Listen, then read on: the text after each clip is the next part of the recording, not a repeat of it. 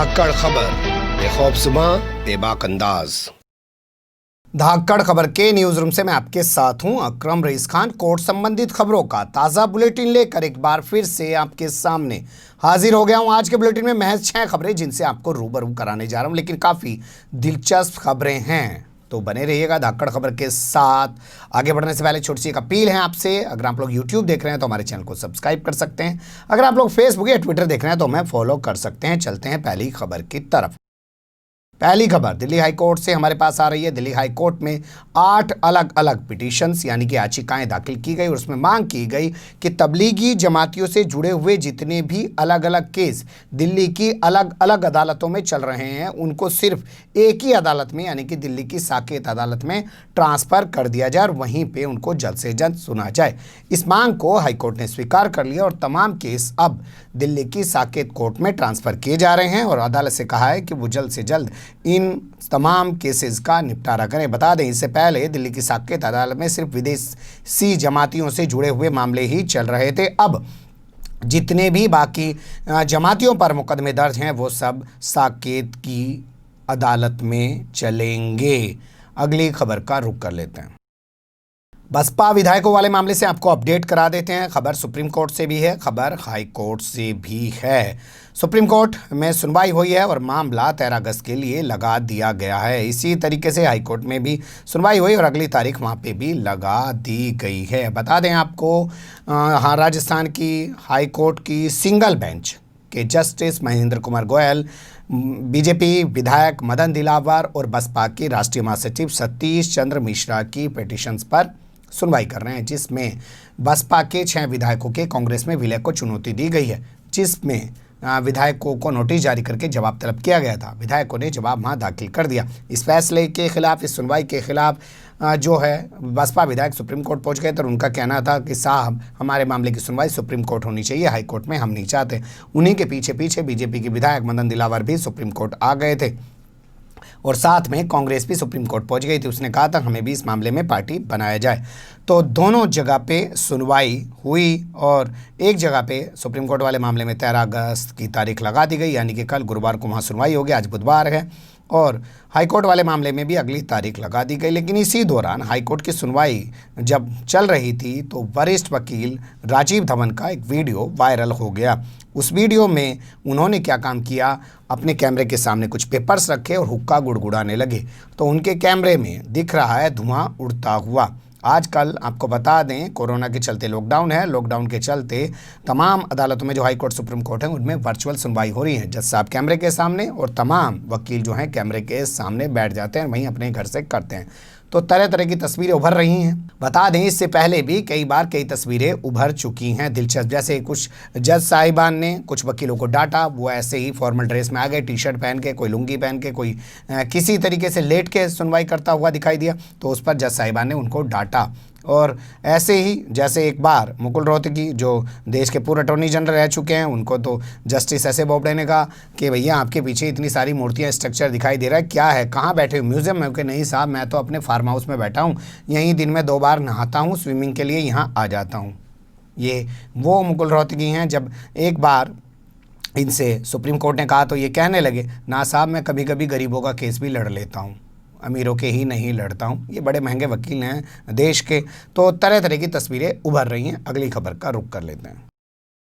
क्या विकास दुबे एनकाउंटर की जांच कर पाएंगे सुप्रीम कोर्ट के रिटायर्ड जस्टिस BS चौहान या नहीं कर पाएंगे? ये मामला काफ़ी उलझ गया है। बता दें आपको, जब से ये विकास दुबे कानपुर बिकरू कांड सामने आया तब से न्यायिक आयोग के गठन, न्यायिक आयोग की जांच को लेकर तरह तरह के सवाल खड़े हो रहे हैं। बता दें, इसके प्रकरण की शुरुआत तब हुई जब योगी आदित्यनाथ की सरकार ने जस्टिस शशिकांत अग्रवाल के नेतृत्व में एक सिंगल जज का आयोग बना दिया, जिसको जिम्मेदारी दी गई कि भाई वो निष्पक्ष जांच करेगा। लेकिन ये मामला सुप्रीम कोर्ट पहुंच गया। सुप्रीम कोर्ट ने इसमें क्या काम किया कि अपने यहाँ के एक रिटायर्ड जस्टिस BS चौहान को उसका जो है अध्यक्ष बना दिया कि इनके अध्यक्ष में ये आयोग काम करेगा और जो शशिकांत अग्रवाल हैं वो इनको सपोर्ट करेंगे। और साथ में उत्तर प्रदेश के पूर्व DGP जो हैं उनको भी इनके साथ लगा दिया।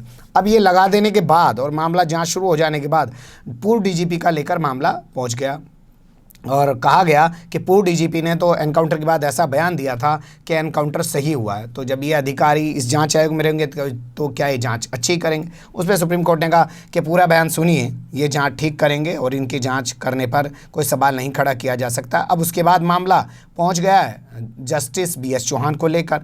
कहा जा रहा है कि जस्टिस BS चौहान के जो भाई हैं वो उत्तर प्रदेश विधानसभा के अंदर सदस्य हैं, यानी विधान परिषद के सदस्य हैं, वो विधायक हैं एक तरीके से।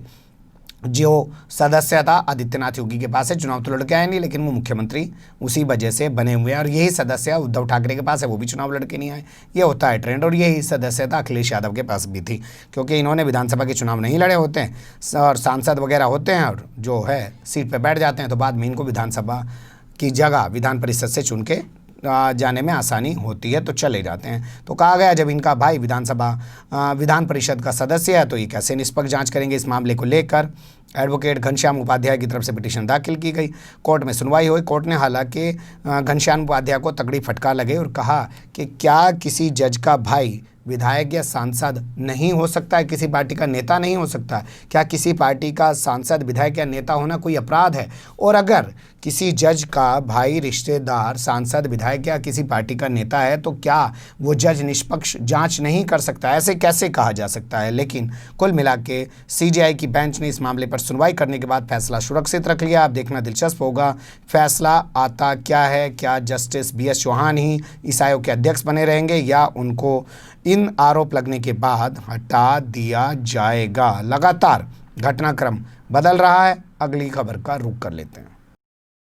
दिल्ली दंगे के एक आरोपी को शर्तों के साथ कोर्ट ने जमानत दे दी है। क्या क्या शर्तें लगाई गई हैं वो बताने से पहले आप जान लीजिए कि जमानत किसको दी गई है और उस पर आरोप क्या था। बवाल काटते हुए जो है आगजनी करने के आरोपी, भाई बवाल भी काट रहे हैं और आगजनी भी कर रहे हैं, उस दौरान करने के आरोपी मोहम्मद अनवर को कड़कड़डुमा कोर्ट के जज अनूप जयराम भवानी ने शर्तों के साथ जमानत दे दी। 50 हज़ार के 2 जमानतें उसको देने पड़ेंगे, उसके बाद उसको जमानत मिल जाएगी। लेकिन शर्त क्या है वो अब थोड़ा सा देख लीजिए। शर्त के मुताबिक वो जो ट्रायल कोर्ट है उसको जानकारी दिए बगैर या हाई कोर्ट से अनुमति लिए बगैर दिल्ली छोड़कर नहीं जा पाएगा, यानी कि वो कहीं बाहर नहीं जा सकता है कोर्ट को जानकारी दिए बगैर, कोर्ट की अनुमति के बगैर। और जो उसका रिकॉर्ड में दर्ज है, मतलब चाहे थाने में, पुलिस में, जेल में, जहाँ जहाँ भी उसका वो पता दर्ज है उसी पते पे वो रहेगा, कहीं और वो नहीं रहेगा। जब तक मामले में चार्जशीट दाखिल नहीं होती है तब तक वो हर हफ्ते IO के सामने सलाम साहब हाजिरी बजाएगा, ये उसकी ड्यूटी लगाई गई है। और इसके अलावा उस दौरान वो वादी पक्ष जो है जिसने उसके खिलाफ मुकदमा लिखाया है उससे मिलने की कोशिश नहीं करेगा, उसके किसी शख्स से मिलने की कोशिश नहीं करेगा, उससे समझौते की कोशिश नहीं करेगा, कोई पैसे का उसको प्रलोभन नहीं देगा और ना ही वो किसी तरह से सबूतों के साथ छेड़छाड़ करेगा। बता दें मोहम्मद अनवर के खिलाफ दयालपुर थाने में FIR दर्ज थी, जिसके बाद उसको 3 अप्रैल को गिरफ्तार किया गया था, जेल में बंद था। अब जाके कोर्ट ने जमानत दी है शर्तों के साथ। अगली खबर का रुख कर लेते हैं। इलाहाबाद हाईकोर्ट आपको लेके चलते हैं। काफ़ी दिलचस्प मामला है। ई स्टैंप आप लोग जानते होंगे, अभी तक पेपर वाला स्टैंप मिलता था, अभी ई स्टैंप आ गया है। तो ई स्टैंप वेंडर्स जो हैं उनका कहना है साहब जो सीधे सीधे स्टैंप पेपर बेच रहा ना जी, वहाँ को तो कमीशन ज़्यादा मिले, और हम जो है ई स्टैंप पेपर बेचेंगे हमें कमीशन कम मिल रहा, तो ऐसा क्यों किया जा रहा? ये तो हमारे अधिकारों का उल्लंघन है। संविधान का आर्टिकल 38 कहता है कि सब लोगों को, एक काम करने वाले लोगों को, सब लोगों को बराबर का कमीशन मिलना चाहिए। ये बात कहते हुए ये लोग पहुंच गए हैं इलाहाबाद हाईकोर्ट में अपनी पिटीशन लेकर।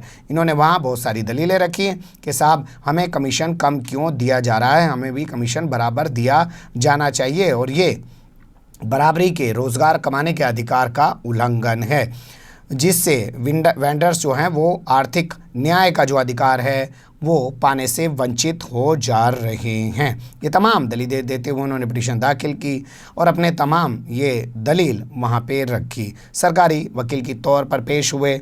यहाँ पे उन्होंने कहा कि ई स्टाम्प रूल्स जो हैं वो 2013 में बने। उस वक़्त स्टाम्प वेंडर जो मतलब सीधे सीधे बेच रहा, वह कागज़ धरा बेच दिया, उसको ई स्टाम्प वेंडर के लिए अधिकृत नहीं किया गया था, मतलब उसको मंजूरी नहीं दी गई थी, अलग लोगों को मंजूरी दी गई थी। लेकिन बाद में 2019 में इस कानून को संशोधित किया गया और संशोधित करने के बाद इन लोगों को अधिकृत किया गया है। फिलहाल सरकार के पास बताया जा रहा है 17,000 करोड़ के, यानी कि यूपी सरकार के पास स्टॉक है 17,000 करोड़ के स्टाम्प पेपर का, और उसे बेचने में ही 2 साल से ज़्यादा का समय लग जाएगा। इन लोगों को रोज़गार की ऐसी कोई दिक्कत नहीं होने वाली है, और ये जो डिमांड कर रहे हैं उस डिमांड इनकी जायज़ नहीं है, उसे सुना नहीं जाना चाहिए। कोर्ट ने दोनों तरफ की दलीलें सुन ली, फैसले को सुरक्षित लग लिया। फैसला हमारे सामने आएगा तो हम भी आपके सामने लाने की कोशिश करेंगे। इस बुलेटिन की आखिरी खबर की तरफ चलते हैं। काफ़ी महत्वपूर्ण खबर है, लंबी खबर है, हालांकि मैंने इसको छोड़ दिया है क्योंकि कोर्ट बुलेटिन में मैं इसके कुछ हिस्से लेकर आपके सामने हाजिर हुआ हूं। इसके अलग से मैं आपके सामने इस खबर की एक विस्तृत रिपोर्ट रखने की कोशिश करूंगा। National minorities education institute commission को चुनौती दी गई है सुप्रीम कोर्ट में।